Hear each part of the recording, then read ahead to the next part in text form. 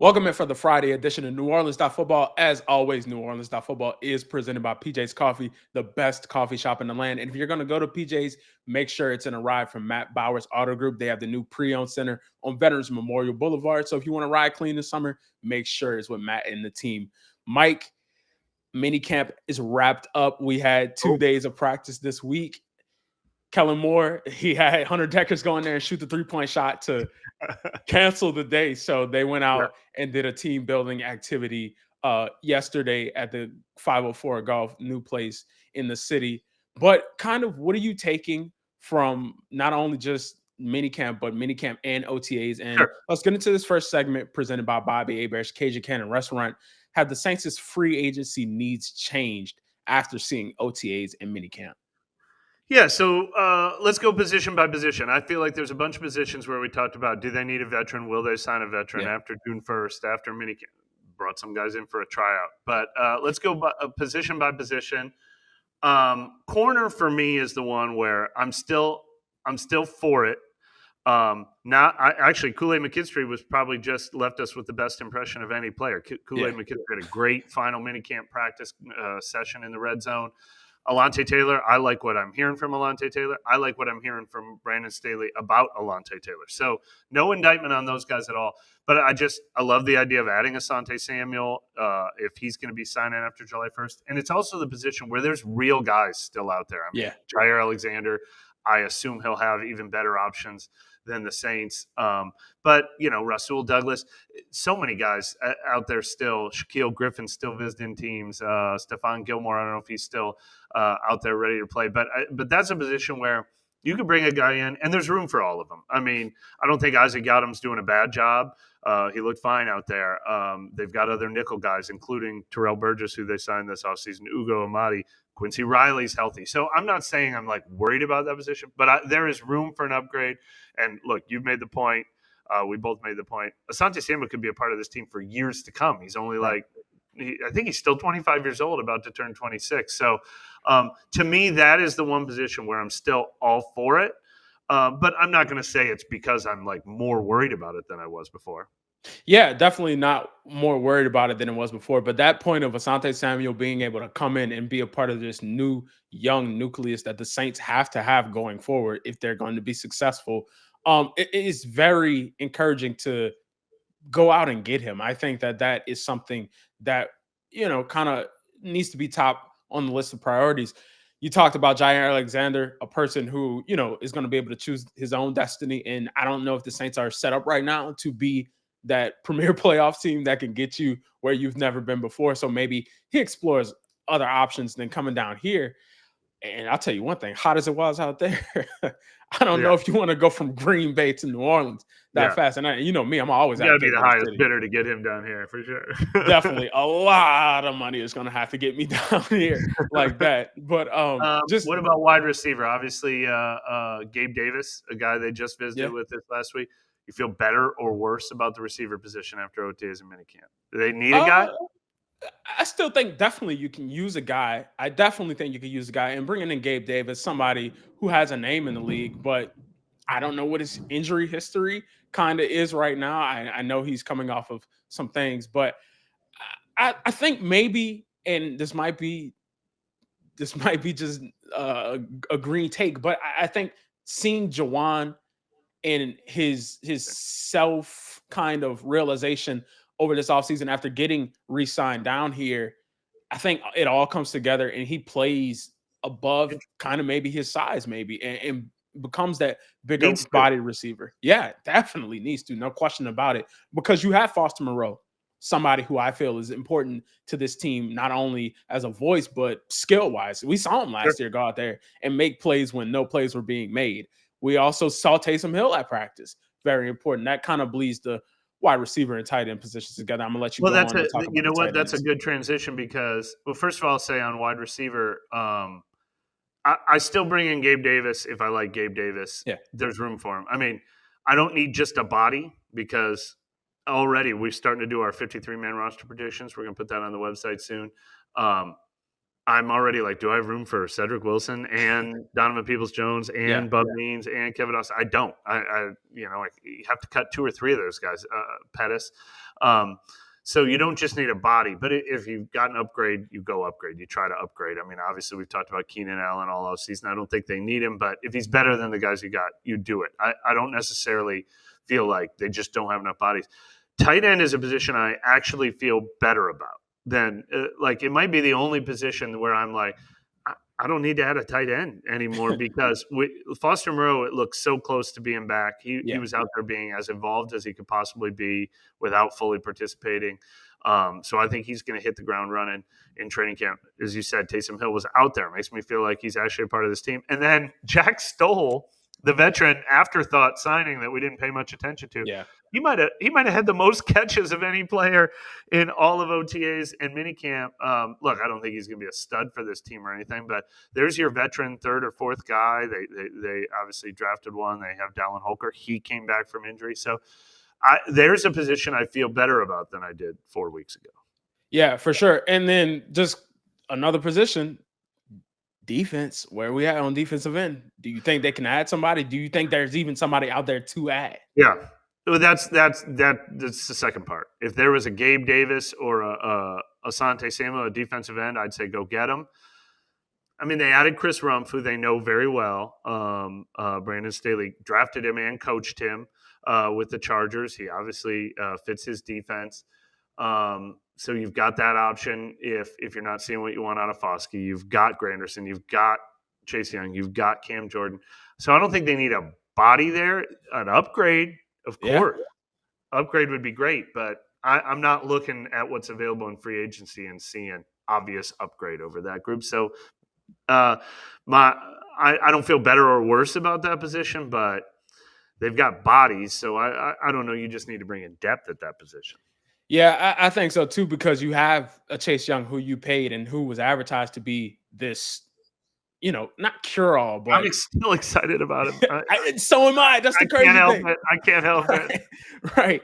And I think he can show this year because he played every game last year. Now, his production might not have been maybe everything, but with all the situations going on last year, the head coach getting fired, the position coach the entire offseason having neck surgery last year. Exactly. All of those different things coming together. Maybe want to buy stock like me and you. There's reasons.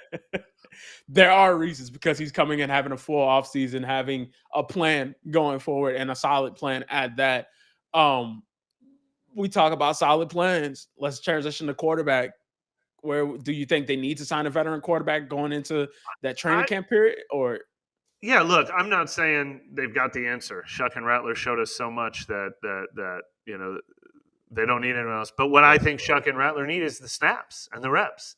So I wouldn't want to go out and add Carson Wentz right now and have him taking away valuable reps. I would keep giving Shuck and Rattler every opportunity. And then here's the beauty of that position. Wait till September 1st. Like somebody's not going to make a team somewhere, or the Giants will figure out what their pecking order is. Maybe Jameis Winston is available via trade, if they feel like they have to get someone, if Cam Jordan gets to make front office decisions. Maybe Easton Stick doesn't make his team, or Cooper Rush doesn't make his team, and Kellen Moore's worked with those guys, or Tanner McKee, or so, I mean, there's 4 quarterbacks on every team right now, and there's going to be 2 or 3 quarterbacks on every team September 1st. That's when I reassess. I don't do it before the start of training camp. Yeah, no question about it. And it's funny you talking and naming out some of those names. There is no more NBA on TNT, so maybe we can jack the IP of who he played for. You talked about Carson Wentz. I remember he was at Kansas City last year, but now they have Gardner Minshew. You talk about Cooper Rush, who I know the answer. Where is he? Where's Cooper Rush? He's in Baltimore. Look, he would dominate who he played for. He's in Baltimore. We watch Jeopardy together, so we know we're both pretty sharp when it comes to knowing things that maybe. How about who you got? All right, since Gardner Minshew is now in Kansas City, give me all the Raiders quarterback options. They have Aiden O'Connell still. They have Geno Smith as a starter, and they have can't get you the last one. I'm sorry. Yeah, I mean, they got Geno Smith.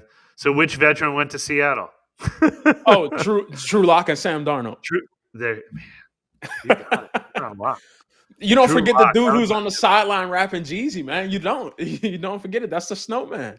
Yeah. Drew Lock. Yeah. There you go. All I right. try to be dialed in, You man. would dominate me in who he played for. Hey, and that's a rough thing. I got to brush up. I'll brush up during the dead period. I got you, man. Ready. And I'll be ready for the start of training camp. And that's a huge thing because right now, of all the people I know, you're the king of trivia. So, hey, I feel like that's a blind spot. Blind spot. I feel like I'm wearing a big robe today, and I'm getting it in. But how about Trevor Siemian? Who he played for? There's another guy that is always a phone call away. Trevor Siemian. He might be a phone call away right now. I guess no one's got Trevor Siemian. I'm about to say, is Trevor Siemian at his house? Because that's what I think. But we talk about adding veterans.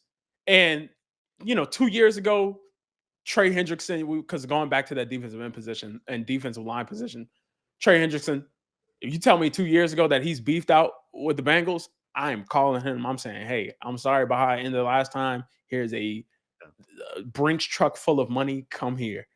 Now the Saints are in that transition point. And even at cornerback, too, not to be disrespectful and call these people aged.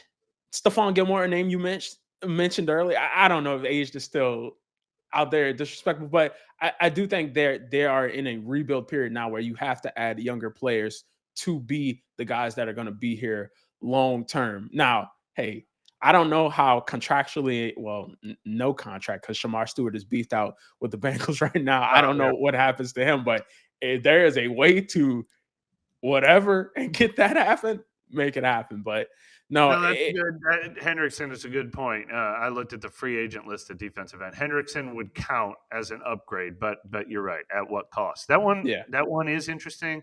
I almost, now that the money situation for the Saints isn't that bad, I almost wouldn't mind paying Trey Hendrickson. I'd almost be more hesitant to give up the draft pick that you have to give up to get him, to be honest. Because you got to give up something. And is he a 1-year rental? But look, if you could sign him to a 4-year deal, and he's like, I love it there. I couldn't wait to come back home. I want to be a part of your rebuilding. He's only 30. I don't hate him, but honestly, the draft pick it would take to get him is almost what makes me hesitate most because I want to have the future in mind with any move you make. Exactly, and that's the key: having the future in mind with every move you make. But we're going to transition into our next topic presented by Hard High Ponchatoula Strawberry Whiskey.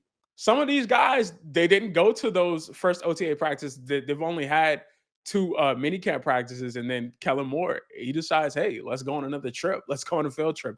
So how do you feel about Kellen Moore just continuing to build his culture with these team bonding and building activities? I like it.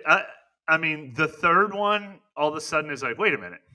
You start counting on your fingers. They only had 9 OTAs and 3 minicamp practices, and 3 of them were field trips. I loved the idea of at least 2 of them. I like the one, hey, everybody, guess what? We're going to have fun today. Paintball seemed like a blast. I haven't seen the videos and the replays yet from 504 Golf. But look, those things are awesome. They get competitive. They have fun. They get to know each other, especially if you're surprising them at 9 in the morning and they think they're about to go out in this 100-degree heat that they've been going out this week. And then they get a surprise. They got to pick Hunter Deckers to make the shot. He came through. I'm sure there was an uproarious roar when he makes the 3-point shot, even though it was so funny. Somebody put Kellen Moore on the spot. So was it really one shot? And you were going to practice if he missed it? He's like, well, we might have let some other guys get some backup shots. Luckily, he made the first shot. But look, that stuff's all great. Maybe you could argue they should have done one less. But who am I to say? I mean, Sean Payton, especially in his early years with the team. Now, the OTAs were less restricted and stuff. He was doing this all the time. Water parks, bow fishing, paintball, going out to the NASCAR track.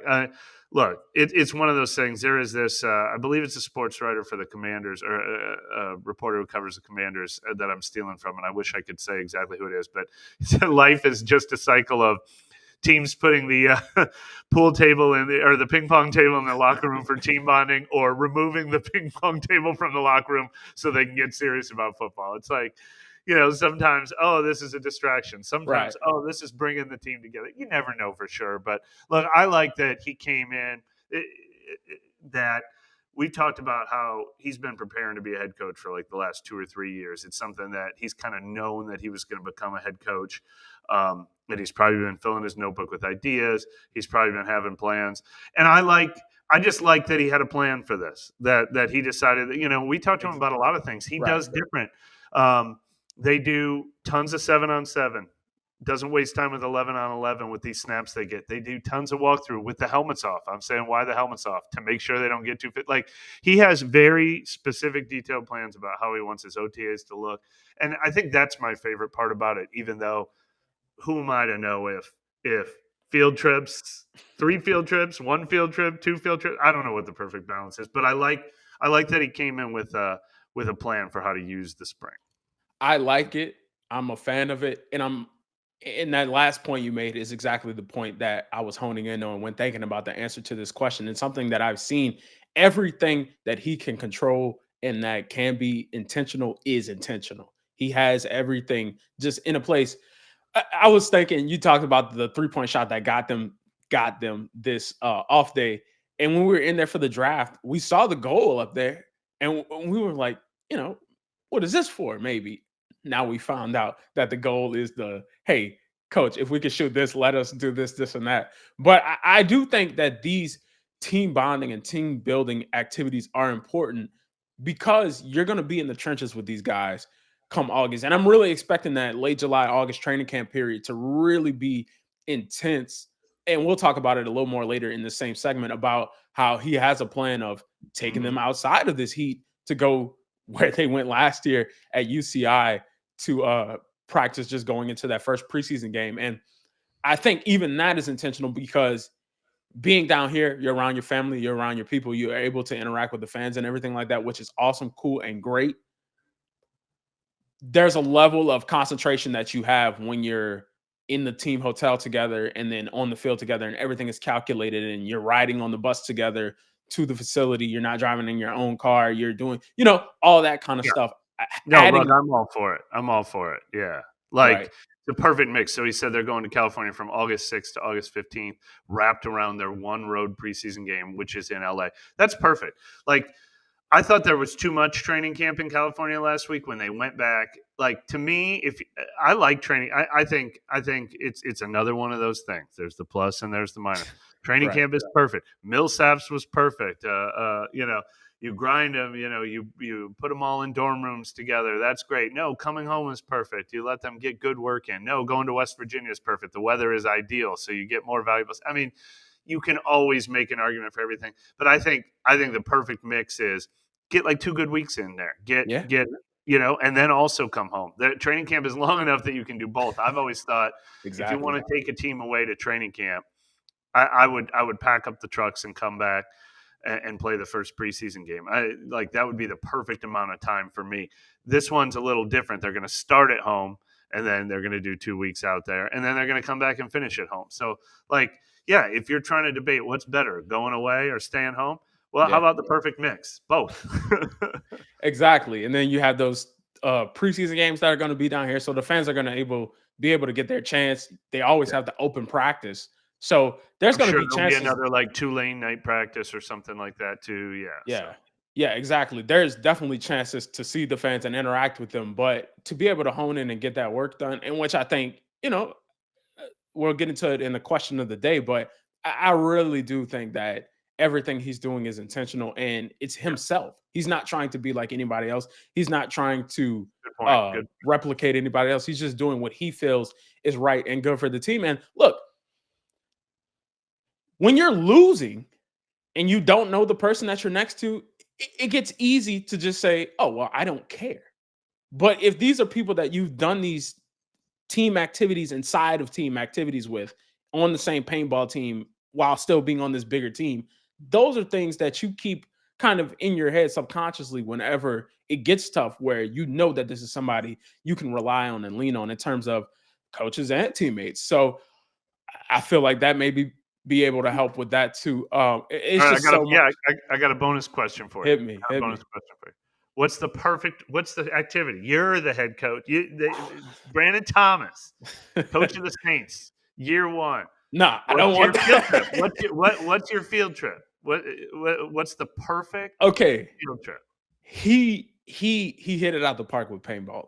I mean, Yeah, you you got to can't have get competition in there, right? exactly. You can't get any better than that. I would say, and this is hard because they've already done the bow fishing thing, which I mean, hey, That's pretty good because it's local. I was exactly thinking of that one. That might be the best one they've ever done because you got competition, but it's right. also local. You like all the It people who've feeds never lived into here before have right. probably 80 guys never been bow fishing before, probably, and 10 guys who are like, welcome to the South. That one's pretty good, man. Exactly. Exactly. And it's not like regular fishing where you're casting and then you got to be patient and hit because you got to have this as a timely thing. Right. The age old, time tested activity that you can put a lot of people in at one time and have a good time. Bowling. That's what I'm going with. Bowling. I'm going Oh, with you're going bowling. bowling? Air conditioning. I mean, look, Exactly. some You people can rent might out get the whole bored bowling, but air conditioning is clutch. Air right. conditioning is clutch. And you know who I'm drafting for my team? Wait, number 1 bowler on the team? You're right. The kingpin. Colin Son? JT Gray. What? JT Oh, Gray. yeah, we know he's a good bowler. Darn. JT Gray. Well, now you're That's what just made me pick it. That's what made now me you're pick it. So we're going bowling. We're renting out that none of the bowling alley sponsor us. So we're renting out one of those places and we're Rock and having that. Bowl. How about rent out Rock and Bowl? You get a There little you go. historic flavor. There you There's go. just enough lanes there to keep everyone close and talking. And all right, Right. I like it. I like the AC aspect of that. 504 Right. Golf probably gave them that too. Yeah. That's pretty good. Yeah, you got to have the competition. You're right about the bow fishing. It's got to be active. You Right. can't be sitting out there in the hot sun. That was the one problem with paintball. A couple of my kids have done birthday parties at that paintball spot. They treat us great. It's out there on Airline Drive. Couldn't recommend it more. But it's hot as hell out there, man. And so you're not necessarily getting a break from that heat, which you need. So my top choice, I kept trying to think. I want to get in the water. I want to get in the water because What you got? that's what you want to do. You want to jump in the pool. Yeah. And look, they've done the water park very famously. They only did it once with Sean Payton because Scott Fajita was injured and missed the rest of training camp when And they that went down. And they had right. that. Of course, they turned it into a competition. Who can get down the slide faster on a relay Just, team? just Offense or put the heavies defense? up there. Yeah. So this is also dangerous, but I've never had a bad time whitewater rafting. You ever been? Whitewater Never. rafting? It's Never. you get like 6 people in a boat. You got to work together. The Oh instructor no. tells you paddle hard to the left, paddle hard to the right. You feel like you're doing important work, working together. You get an adrenaline rush. I Yeah. don't necessarily know how you can turn it into a competition. And there's going to be waivers involved. Some coaches would probably be scared to do it. But I Googled Definitely this. waivers Has the involved. team ever done this? Just this summer, South Carolina's football team did it. It Okay. looked like it was in kind of a controlled environment where Right. they were just doing this one, whatever you want to call it, this Path, one stream. whirlpool. Yeah. It Yeah. was that, try to stay in the boat. Everybody's laughing, having a good time. Now, obviously, the problem with that is we don't have any whitewater rafting around No. here. So that might have to go along with, if you're training in West Virginia for a week or something, and then you take a day. But I'm telling you, whitewater rafting would be my top choice. But other than that, I thought maybe the bow fishing, because that is what we do have locally here. So Hey man, sometimes you go on the other side of that levee and the waves come in quick. We used to do little country stuff like that, man. The water would be low. The water be low. We'd have the beach over there where the sand would be up there. Like it was a lot of crazy stuff. But man, I'm for sure going with the waivers on that. Oh man, Yeah. that could Look, be all right. So listen to this story I found. Listen to this story I found while I was researching this important topic and Googling and yeah. football teams going on a whitewater rafting. Devontae Adams told the story that how him and Derek Carr almost died going whitewater rafting 2 years ago because they were not listening to the instructor and they didn't paddle through and they both No got tossed man. from the boat. But after No that, man. they killed it. No man. See, and that's what I'm saying. These are guys. These are guys who are peak athletes in the world. You know what I Yeah. mean? And you're telling them, oh well, you You're have to listen. challenging them, though. I like that. I like that when they feel like they have to rely on each other to survive. Come on. Right. It can What be more about team building than a near-death experience together. what about skydiving? No. You wouldn't do That's that? too individual. That's too It's too individual. individual. It's gotta yeah, we need competition. I mean, I Right. honestly thought about the old company picnic, potato sack race, Yeah. egg toss. I Okay. mean, let's have some fun with it. Tug of war. Okay. Like, And let's you just go company picnic. that's Let's get someone that's a in a route dunk too. tank. Let's get someone in a dunk tank and start throwing balls at them. Oh Head man, Kellen Moore Colin would sits up love there in that. the dunk tank. Huh? Kellen Moore will sit up in the dunk tank Yeah, and yeah, we get to yeah, fire away. for sure, for sure. And look, another thing I was thinking of too, but I don't know how practical and easily accessible this is to do with 90 guys, 90 plus, because you got the coaches too. Is I saw there was a show that was airing earlier this year with Cam Newton and Golden Tate on this military special forces exercises type thing, and they're conditioned to be prime athletes, but when it came to do that type of stuff like extractions out the water and everything like that, that's Oh, not yeah. no one day thing, but something condensed and more Alright. like that. They would love Maybe that. They would love that. maybe Oh, that'll you be can bring, cool. like, the Navy SEALs in with these guys, then you're Yeah, actually probably teaching them some things they can carry with them. You exactly. might have the right answer, and they all love this. I mean, Drew Brees, are you kidding me? Exactly. Tiger Woods, like, the top athletes in the world, that's what they Exactly. wanna do in their spare time. Exactly. So I thought about that Yeah, also that's a as good one. a That's oh a good man, one. that could really get guys. That's a good But one. hey, if you want to talk about cost effective, don't have to go far. Right there on airline, they could walk down the street. Man, take them to the old skating rink on airline. Man, they go out there. For the ones who you don't know if they can skate or not, and they sitting there and they talking all that stuff. Oh yeah, man, I can skate. I'm like roll bounce out there. Then they come out there with the little pipe, the little PVC pipe walker to handle them. Hey, you can do that also. It all depends, but Uh, having a good time. And I think this whole conversation bleeds into that main topic of it's not bad to have a good time. Now, yeah. you talked about training camp being here, being there, being everywhere. You know what cures all of this and with all of these activities and all of that? Winning. If you're winning, whatever you did becomes the best thing on earth. It Yeah, becomes the best exactly. process. So Exactly. that'll be the determining factor on if this really works out or not. But I do think right now that Oh, this is yeah, a you can hear positive. it already when they're 0-4. Well, they just spent all spring goofing off. Yeah. Yep. We're gonna hit a quick break, and then when we come back, we'll have more show. Keep it locked to NewOrleans.Football. Rouse's Markets is voted best grocery store in New Orleans, best grocery store in Baton Rouge, Mississippi, Gulf Coast, Thibodaux, Houma, Hammond, Lake Charles, Mobile, year after year. Thank you for choosing us best grocery store on the Gulf Coast. Number one. Thank you. Thank you. The number one grocery store. In Mississippi, Alabama, Louisiana. 1 million customers a week can't be wrong. Welcome to Rouse's. The NewOrleans.Football show is proudly presented by PJ's Coffee. PJ's Coffee has some of the best drinks that you can find. They have locations all over the city. They have pastries and everything else you need to get your day started. So go check them out. Looking for the best insurance coverage at the lowest price? Look no further than Chabert Insurance, the Earhart Agency. They are a local independent insurance agency right here in New Orleans, specializing in home, flood, and auto insurance. At Chabert Insurance, the Earhart Agency, their dedicated team will shop every available carrier in the market, ensuring you get the most comprehensive coverage at the lowest possible price. Why settle for less when you can have the best? Trust Chabert Insurance, the Earhart Agency, to protect what matters most to you.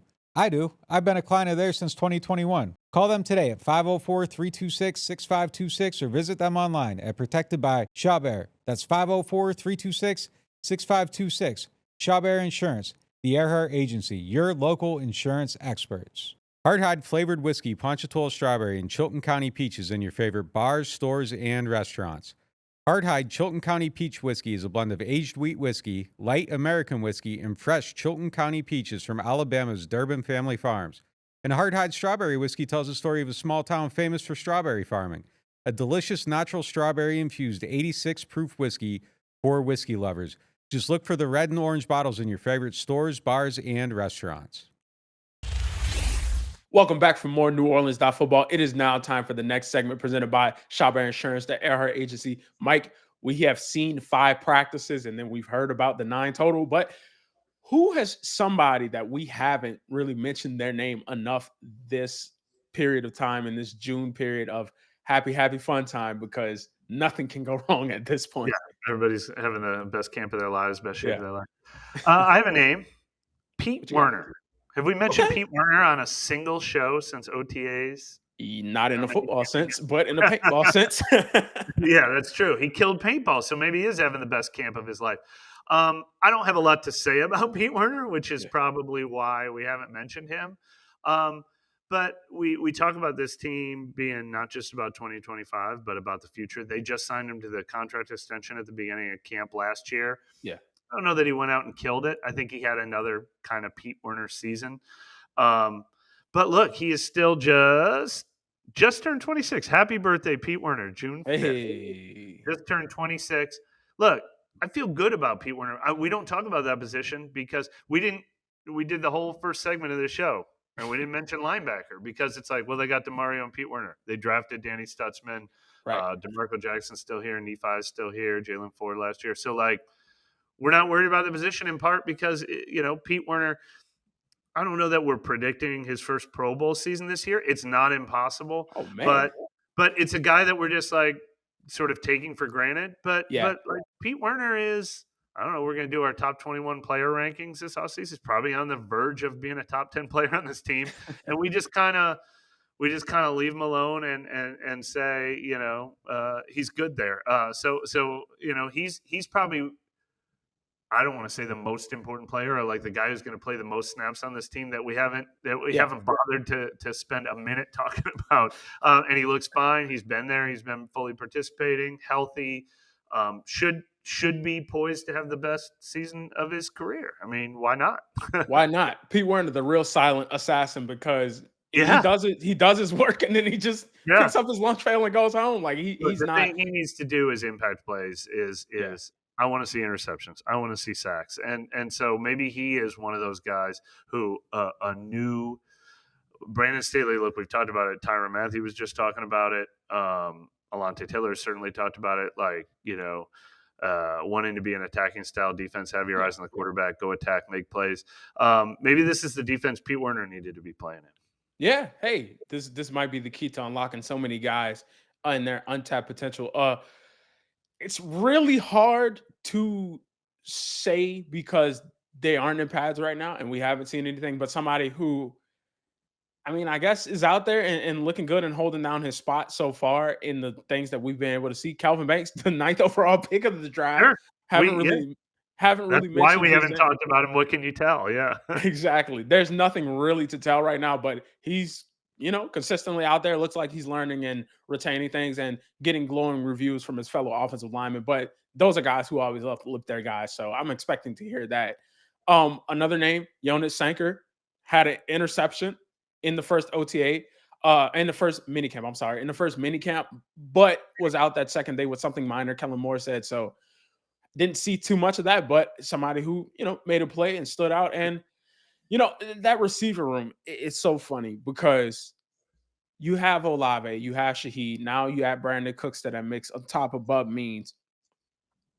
Those other players in that room can, as we saw last year, can come up and be some of the top guys. And a person who last year, for his kick return ability, had a ginormous play. I don't think I've ever heard the dome louder at that point of the season where it just was doom and gloom after that first Rizzy win against Atlanta. But Dante Pettis, he's been out there, at receivers, doing some things, making himself kind of shine a little bit. So I think that's a name on here that just we haven't mentioned, but it's somebody that's on the team. Spoiler alert, when I went to do my 53-man roster projection, I put him on it in pencil. Of course, I have 55 names, including him, so I still need to make 2 cuts. Yeah. But yeah, he feels like a real part of this team's plan right now. Yeah, he definitely can be. And then even it's something we haven't mentioned because it's not really a storyline anymore like it was last year, but the Rizzy rule on special teams, maybe we can see how that works out for him because his speed and paired with Rashid Shaheed, somebody who made a Pro Bowler off of that skill, is important to see. And I think that's pretty cool. Yeah. But I mean, hey man, are there any other names that you feel like are still on the list that we haven't mentioned yet? Because there's a lot of guys on this team right now. A lot Yeah, of sort talent. of in the same vein as Pete Werner, another guy I consider was Cesar Ruiz. We're Yeah, talking so much about what positions Falaga going to play, what positions Banks going to play, what positions Penning going to play, how do they look? right. Eric McCoy's back healthy. That we don't really mention Cesar Ruiz, and it's exactly what you said. Like, we can't really assess the offensive line play. They're playing 7-on-7 in practice every day. That's why we're Exactly. not talking about Right. linemen. The only time they're on the field with 11 guys is when they do that walkthrough at the end of Right. practice. So Helmetless we stuff. haven't seen one-on-one or whatever. So we don't have anything to evaluate with Cesar Ruiz, but he's very much in that Pete Werner camp of known commodity for Yeah. better and for worse. But there's every reason to believe that. Look, I thought, I don't know if I was wrong on Clint Kubiak or if I'm right on Clint Kubiak and Rick Dennison and John Benton and what those guys brought. I actually loved everything that they brought for the offensive lineman last year. I don't know if a third offense in 3 years is good or bad for these guys, but no reason not to take a look at what you have with Cesar Ruiz and say this is someone that can be a strength of our team and let's use him. So he's another guy who it's completely possible that he's an afterthought, but it winds up being a top 10 player on this team that we, the one offensive lineman that we've just sort of taken for granted out of the group this offseason. Yeah, for sure. For sure. No question about it. Because like we saw last year, when you get to shuffling at these positions with people who are brand name guys, but aren't the guys that you say, oh, well, this is a premier player in the league. You need those guys on that team to just continue to keep things rolling, even for the wealth of knowledge that they have. Because when players started dropping on the offensive line, and you would go talk to Tally Fuaga, and he'd be like, "Well, Eric McCoy, he would tell me how to do this, tell me how to do that. Cesar Ruiz, he would let me know how to do this, how to do that." You losing that on the field, in the trenches knowledge, it affects across the line. So I definitely think he is a name that, for better or worse, you know who he is and can grow into something with this new offensive scheme and system. We're going to hit another break, and then when we come back, we'll have the Get Gordon question of the day. Keep it locked to NewOrleans.Football. I got hurt in a car wreck. Why should I get Gordon? Because when you're hurt, you need money. And I fight for the people of Southeast Louisiana every day. I got a client who injured their neck in a car wreck, $250,000. Another client was hit by a big truck and needed back surgery. I got them $700,000, and they deserved every single penny. That's what I'm talking about. Why wouldn't I get Gordon? If you've been hurt in a car wreck, just call me, New Orleans. Get it done. Call 504-800-8888. Bobby Hebert's Cajun Cannon Restaurant dropped some new apps, and they nailed every single one. The Southwest Chicken Egg Rolls, crispy, packed with flavor, and the Avocado Ranch seals the deal. Crab claws in a creamy Cajun sauce? Don't forget the French bread. And the fried chicken cracklings? Crunchy, sweet heat. You'll want your own plate. Open 7 days a week, and yep, they deliver late. Bobby Hebert's Cajun Cannon Restaurant. Delicious food, superior service. Attention Saints fans, don't let pests and termites invade your home field. Trust the team at Red Pest Solutions to tackle those unwelcome visitors. Call the Red Man today for unbeatable pest and termite control. Score peace with no pest. Visit redpest.com, REDDPEST.com. Welcome to the Queen Casino, where entertainment meets unparalleled customer service. From our days on the water to our new land experience overlooking the Mississippi River, our dedicated staff is here to ensure your visit is nothing short of exceptional. Whether you are coming or going, our well-lit parking lot and security team provide guests with red carpet treatment. Our security team keeps watch so you can focus on fun and fortune. From table to table, our attentive staff is here to serve up the ultimate experience. Join us at the Queen Casino. Your royal adventure awaits. Welcome back for more NewOrleans.Football. It is now time for the Get Gordon question of the day, presented by Gordon McKernan Injury Attorneys. Today's question comes from Joseph Dax. The question is, what has been the most encouraging thing about Kellen Moore so far? Well, yeah, I mean, we obviously talked about how he has a plan, how he's very intentional, to use your word, which I liked. To me, it's just how much I think he's been in his element once they got into the X's and O's portion of this offseason. He even had a great line about it, how he said, this is a desk job for the first few months when you're building your staff, you're doing draft research. and he kind of seems to light up when he gets on the practice field and when they're out there actually designing and installing offense. And it's just a reminder. I mean, that's what he's going to be special at. Like, we don't need him to be this. You do need him to be the CEO of the football team, obviously, but. The main reason that he got this job, the main reason he earned this opportunity, the main reason he succeeded in the NFL is he's really good at designing an offense and teaching people how to run it. And so seeing him in his element in the 5 practices that we've seen, it was kind of a good reminder of that. I think that, that's why he's here, and this is what he does best.